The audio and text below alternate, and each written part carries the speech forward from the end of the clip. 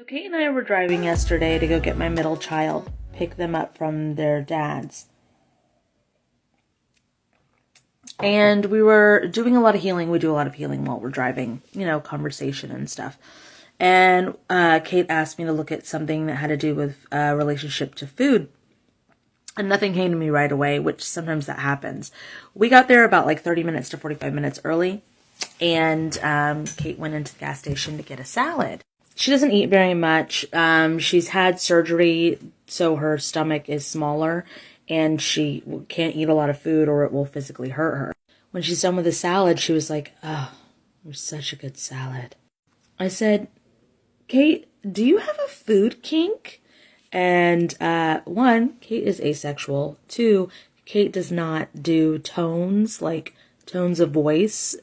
So she was like, "What?"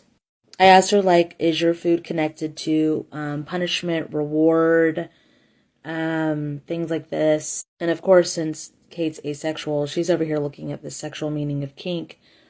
And I have to be careful with the words, because if I use a word that has 2 or 3 different meanings or has a gray area of meaning where it's used a certain way, since Kate's black and white, she hears that word and she's dissecting and looking into the sexual connotation of the word kink. And I was like, no, I mean it in the relationship way of punishment, reward when it comes to food. So that's a whole thing that happens to us sometimes on both directions. Sometimes with me, with her, and sometimes with her, with me. It's just interesting. But basically, yeah, she grew up in a family of people who absolutely use food as punishment and reward. Also tried to use it for guilt and shame. Kate then proceeded to tell me about when she was younger and her member of her family would take her to the weight loss places and make her stand on a scale out in front of everybody and read the number on the scale. Also, Kate is on the spectrum when it comes to autism and was just kind of like, I stand on this thing, they read the numbers, they say nothing has changed, and I agree because the number is the same as it was last time. And then they give me a bunch of snacks, and I get to choose. Do you want double chocolate or chocolate peanut butter, or cookies and cream, or whatever, and these drinks, and they send me home, and we do the same thing next week. So they try to guilt and shame her, but because of the way she is, you can't guilt and shame Kate. It just doesn't fucking work. Earlier in the conversation in the car before the salad thing happened, I had asked her, because she was saying at work, she has snacks, right? She packs with snacks and she doesn't eat very much. So by the time it's time to have lunch, lunch time, she's eaten all her snacks. And then she's like, it's lunchtime, and then she's starving. And I told her, if she's eating that same amount of food, she shouldn't be starving, because whether you eat it early or you eat it late, you're still eating the same amount of calories. So you should be good. And that was something was missing, and that was what was healed once we got to the gas station and had the salad moment. And it reconfirmed it, because when she was younger, those diet snacks, she would eat all of them and then still eat her regular food. That's why the numbers weren't changing. So what I had her do is, with younger her, the version of her that her family members would try to guilt and shame her about food, even to the point, I don't know, it was so fucking weird. She'd ask for water and they'd be like, no, eat this ice cream. But then try to put her on display for weight loss. Just a lot of really fucked up things. But I had her merge in with younger her and tell her, hey, this is your life. This is your game. So no matter whatever game they're trying to do, I want you to take this opportunity as a master of learning, a scientist, learning what calories work with your body and what energy level, and then what times work best for you for eating, and just absorb this information and use it as use those scales to your benefit, because you don't really give a fuck if that you play their game or not. So make it. After we helped younger her make the game her own game and not anybody else's, We then, of course, did the healings in that moment, just like you would in your current moment, but you do it on the timeline merged in with that version of you. So your house cleanse, and then house cleanse to the future timelines, and then close all dead timelines, merge all timelines to the most healed timeline, and then ripple all of it forward into your now moment. That way, that version of you has always been doing it, and all that information you would have gained if you had started doing it back then to this now moment, you have. I hope that makes sense, because but yeah, that's what we do.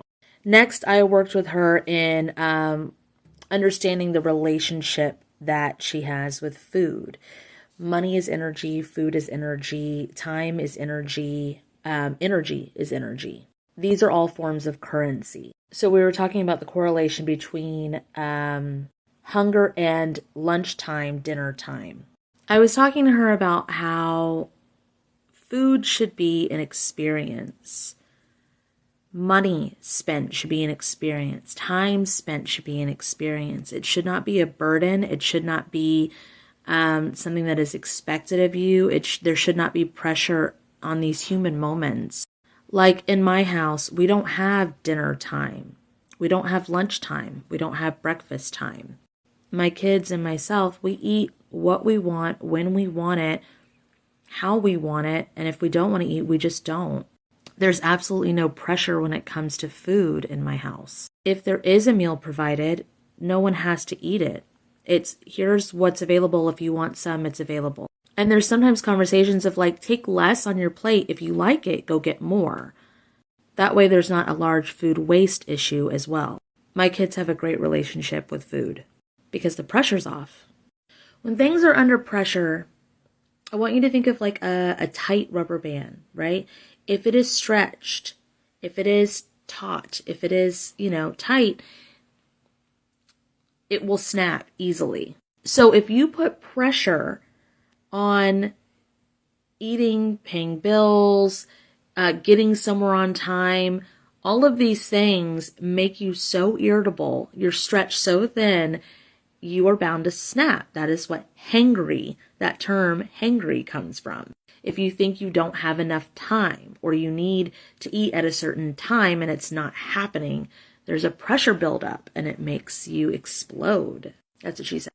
Kate wasn't aware that she had anything connected to time and food. She literally did not know that that was a thing that existed in her reality or that it didn't exist in anybody else's reality. Because she was not aware of this thing that existed with her with time and eating at a certain time or that pressure, she was trying to adapt her life and compensate for different things in a different way. Like she started to wake up and make dinner. Or breakfast. She wakes up so fucking early to prepare breakfast at like 4, 5, 6 in the morning, like a whole ass breakfast. And she was doing this because she was getting hungry at work. So she thought, okay, well, I'll do this in the morning. I'll make breakfast time. And there's a thing that I always say with Kate. It's like if things aren't working, don't add more things to your things. Let's figure out how to work out what things you have. That's like our mantra at this moment in time. Like if you have too many things, don't buy another thing to organize your things. Let's go through the things that you have. And that applied with food as well. She said, Kat, how do you know when you're hungry? Literally, how do you know? I'm telling you that she has had so much abuse in her life that she was eating to fill a void. She wasn't even properly chewing her food all the way and didn't realize it till she's gotten a lot of this abuse from her family off of her where she could actually see, because she was in it too strongly, that she literally, like this past month, really realized she didn't fucking chew her food. And I was like, well, fuck, no wonder your favorite food is soup, bro. Like, it doesn't hurt you. Because I didn't understand. It was like a joke in our friend group. Like, Kate's favorite food is soup. Literally from trauma. And not realizing that you need to chew. We have an ongoing joke with Ben as well. One time we were going to eat Polish food and we stopped for a snack. Ben didn't want fries because he didn't want to fill up. And we joke about it. I used that example of Ben to her and I said, we joke about this. Like, don't give Ben fries, he'll fill up. But we were going to a Polish restaurant ran like had a Polish deli attached to it. Like it was a community. And Ben was anticipating that food and how exciting it was because he was really interested in having that meal and that experience. And he did not want to fill up at all. He wanted to make sure that he fulfilled that experience completely.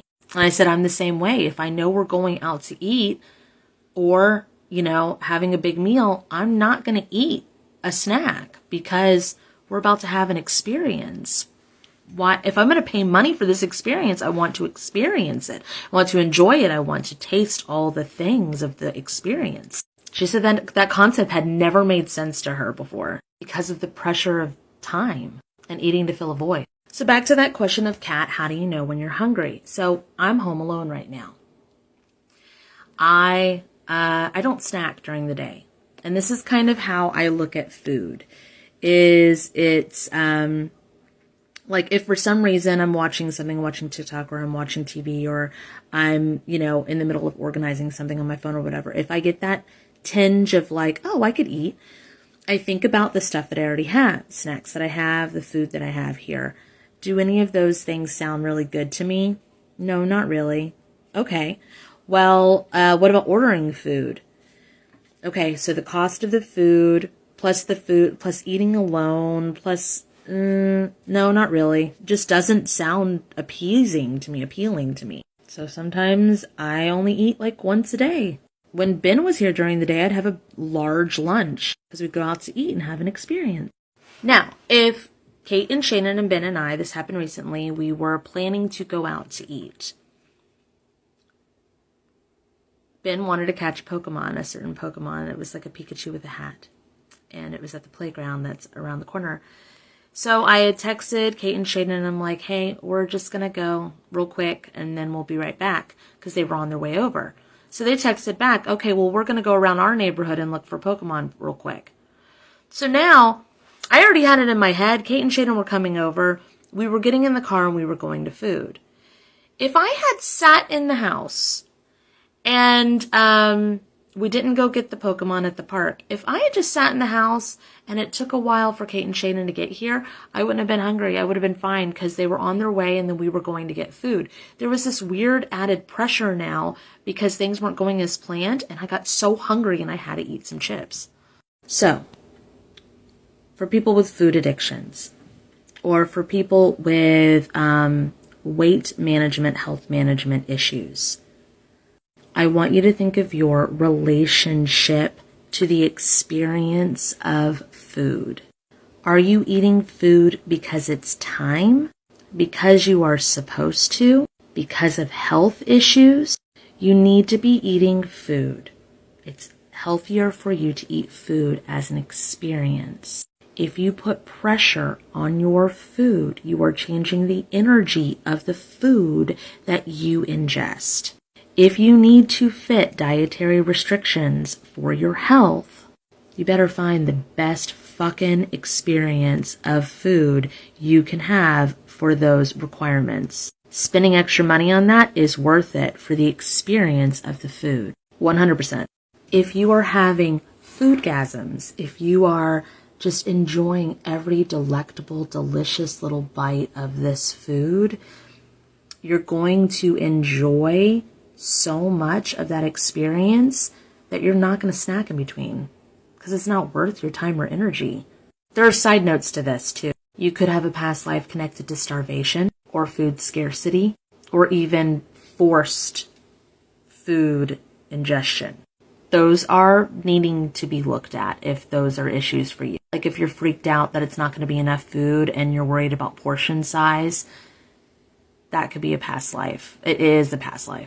And I have many prompts to help you with that, and you would heal it the same way you heal the inner child thing that I walk Kate through in this series, but conducive to what you need. If you make things pleasurable, enjoyable, and an experience, it's valuable, and you won't waste time, energy, or money as often on this. To close up this series, I'm just going to put a couple of little healing phrases here for you guys that really benefit and really help.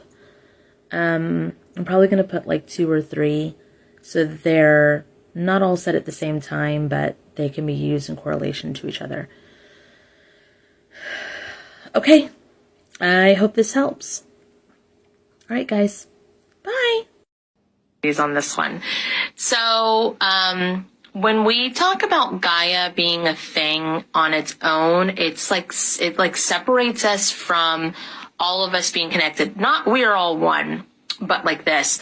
Some of you are a soul fragment of the earth. Some of you are a soul fragment of rocks, which are separate from the earth. Some of you are a soul fragment of the ocean. Some of you are a soul fragment of wind. Some of you are a soul fragment of fire. Some of you are a soul fragment of woodland creatures. We are all a part of everything. So with that being said, if we merge with those versions of ourselves,